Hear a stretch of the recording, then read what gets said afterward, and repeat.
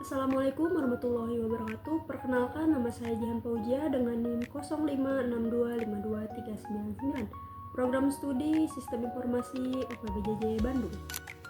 Dalam video ini saya akan memperlihatkan langkah-langkah praktik saya dalam mengerjakan tugas, serta hasil praktek yang saya sudah kerjakan, dengan contoh kasus sebagai berikut. Sebuah rumah sakit memiliki banyak dokter. Setiap dokter mempunyai banyak pasien yang harus ditangani. Pasien harus terlebih dahulu mendaftar pada bagian administrasi dengan menyerahkan data dirinya. Data pasien yang telah terdaftar akan diserahkan kepada dokter untuk diperiksa. Pasien dapat diperiksa oleh beberapa dokter sesuai situasi dan kondisi pasien. Setelah pasien selesai diperiksa, dokter akan membuat resep dan diserahkan kepada pasien. Berdasarkan modul basis data yang saya pelajari, langkah pertama adalah menentukan entitas terlebih dahulu. Entiti atau entitas yang saya ambil dari kasus ini adalah dokter, pasien, dan administrasi, atau yang kita sebut dengan administrator.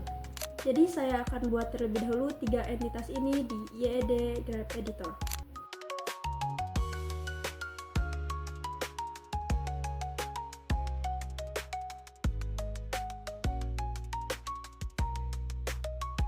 Kemudian langkah selanjutnya saya akan membuat atribut dari entitas yang telah ditentukan. Jika kasus tersebut tidak menyebutkan, maka Anda dapat menentukan secara intuisi atau penalaran yang terjadi dalam kehidupan sehari-hari. Karena di dalam kasus ini tidak menyebutkan, maka saya akan membuat atribut sesuai dengan intuisi saya. Dan yang saya akan input di sini adalah ID pasien, nama pasien, jenis kelamin, dan alamat pasien untuk entitas pasien.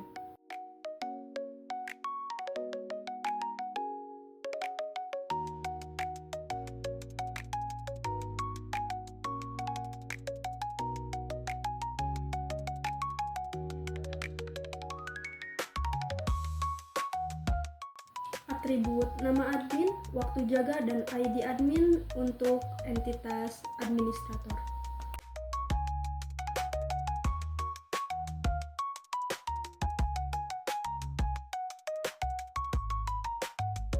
Atribut nama dokter, ID dokter, alamat dokter, nomor HP, waktu kerja, dan spesialis untuk atribut dokter.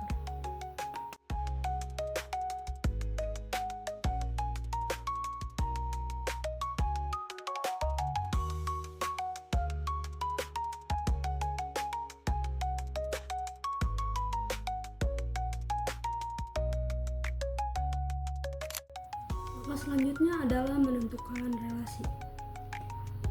Pada kasus ini saya akan mengambil kata mendaftar karena pasien harus mendaftar terlebih dahulu pada bagian administrasi, dan kata memberikan data karena data pasien yang telah terdaftar akan diserahkan kepada dokter. Dan yang terakhir saya akan mengambil kata memeriksa karena pasien akan diperiksa oleh dokter.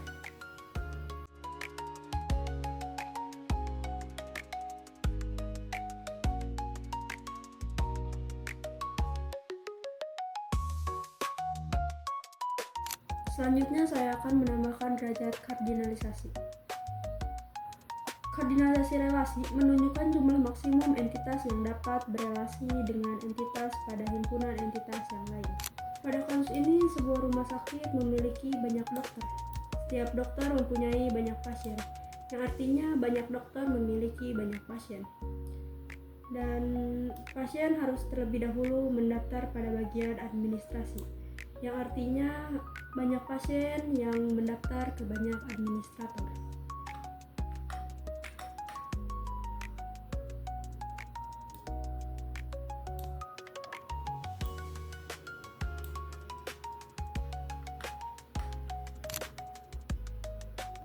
Dan data pasien yang telah terdaftar akan diserahkan kepada dokter, yang artinya banyak administrator menyerahkan banyak data kepada banyak dokter.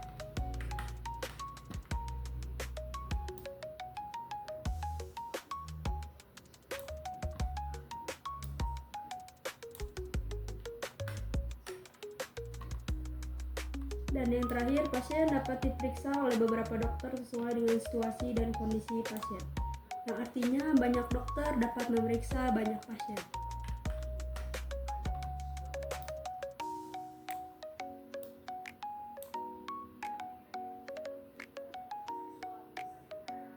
Lalu saya akan menentukan primary key pada atribut. Primary key yaitu atribut atau kumpulan atribut yang digunakan untuk mengidentifikasi setiap baris data dalam sebuah tabel secara unik, sehingga dapat dibedakan dengan baris data yang lain. Saya akan berikan underline pada ID admin, ID pasien, dan ID dokter. Langkah terakhir adalah melengkapi himpunan entitas dan himpunan relasi pada atribut deskriptif. Jika relasi dari setiap entiti memiliki nilai banyak ke banyak, maka relasi tersebut berubah menjadi sebuah entiti, dan atributnya adalah primary key dari setiap entiti yang terhubung.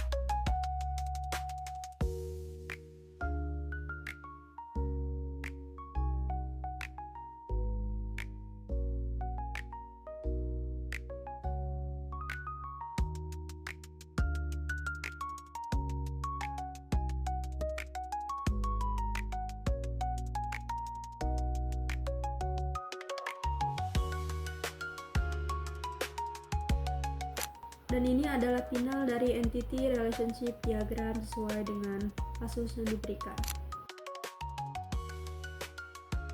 Sekian penjelasan dari saya. Terima kasih. Wassalamualaikum warahmatullahi wabarakatuh.